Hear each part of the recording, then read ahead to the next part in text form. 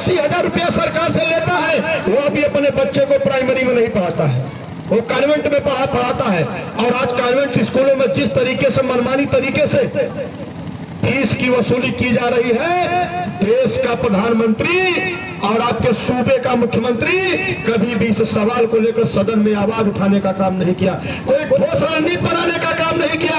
यहाँ जितने लोग उपस्थित हैं, मैं आप लोगों से पूछना चाहता हूँ, सब लोग यहाँ गरीब उपस्थित हैं, क्या आप लोगों का दिल नहीं कहता है कि हमारा बच्चा भी कॉन्वेंट स्कूल में पढ़े, लेकिन 2500, 3000, 3500, 3600 रुपए मंथली आप फीस नहीं दे सकते हो, इसलिए आप अपने बच्चों को कॉन्वेंट स्कूल में नहीं पढ़ा सकते हो, आप अपने बच्चों को प्राइमरी स्कूल में पढ़ाते हो, लेकिन आप लोगों को अपने बच्चों के भविष्य से मतलब नहीं है।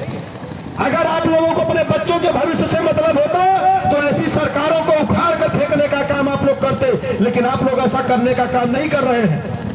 आप बताओ, मैं सरकार में था, मेरा जो विभाग था पिछड़ा वर्ग वित्त विकास निगम, हमारे यहाँ से पिछड़ी जाति का लोन फाइनेंस होता था। मैं चाहता तो बहुत रुपया कमाता, लेकिन हम रुपया के पीछे नहीं भागे मित्रों।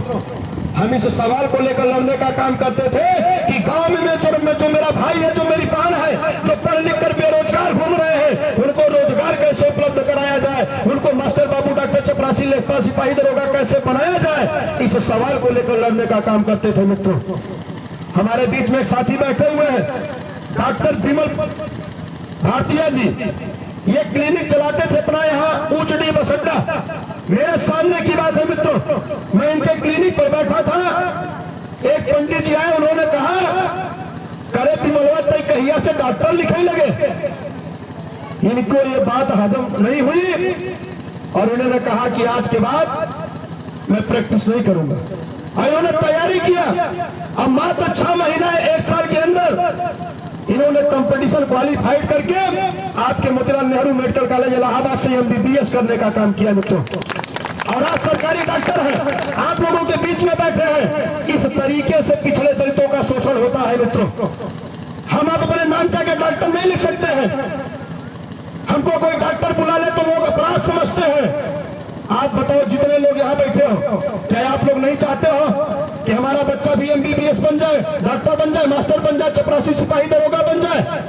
लेकिन ये जो सरकार है, ये आपकी हिस्सेदारी देने का काम नहीं करती है मित्रों, आपकी भागीदारी देने का काम नहीं करती है। इसलिए मैं आप लोगों से गुजारिश करना चाहता हूं मित्रों कि बहुत हो गया भाई, 76 साल से आप लोग गुलामी कर रहे हो।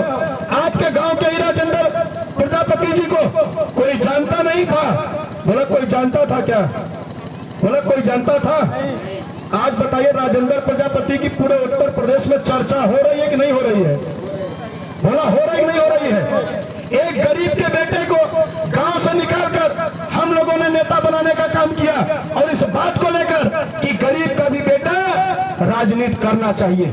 बाबा साहब B.R. अम्बेडकर जी ने कहा था कि political is the master of की, राजनीति वह मास्टर चाबी होती है जिससे नाला, पुड़िया, खड़खड़ंजा, बिजली, पानी, सोच, चक्रों, नौकरी, ट्रांसपोर्ट, पोस्टी, सारी चीजों की पूर्ति होती है तो सत्ता से होती है मित्रों। लेकिन ये बात आप लोगों को समझ में नहीं है, ये बात पिछड़े दलितों को समझ में नहीं आती है, ये बात फॉरवर्ड जाति के लोगों को, दबंग जाति के लोगों को समझ में आती है कि राजनीति क्या होती है।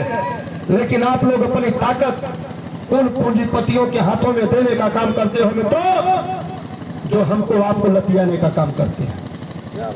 अभी कहीं कोई उत्पीड़न हो जाए, आपका मुकदमा दर्ज नहीं हो सकता है। बोला हो सकता है क्या? बोला मुकदमा दर्ज हो सकता है? नहीं होगा।